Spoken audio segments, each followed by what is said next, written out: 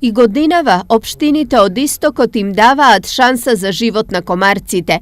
Прскање ќе има, ама индивидуално. Ова од епидемиолошки аспект остава голем простор колонии на комарци да преживеат. Добро е во исто време да се зафата што поголеми површини.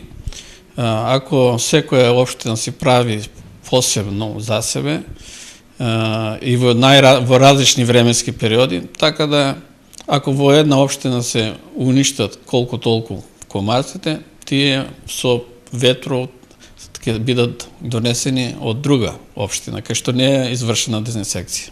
Преживувањето на колониите комарци кои поради староста стекнуваат и поголема отпорност, носи опасност од сериозни болести. Светот минатата година се соочи со опасниот вирус Зика кој предизвика епидемија.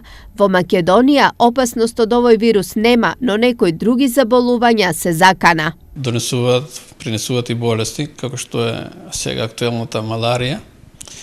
Една тешка болест која ако не се лечи и не се открие на време, доваѓа до смртност. Потоа пренесува една друга исто така тешка болест, тоа е лишманиозата, која што се пренесува од инфицирано болно куче преку мушичка и комарец на здрав човек.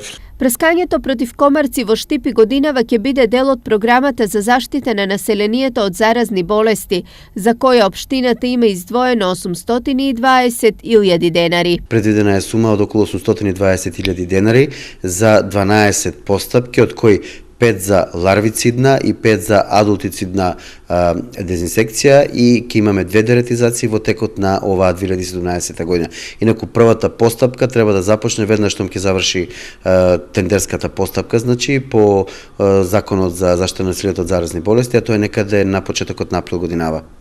Инаку комарците како вид, иако делуваат ранливо, се многу отпорни и адаптивни. Постојат над 33.000 видови на комарци кои екзистираат во последните 170 милиони години.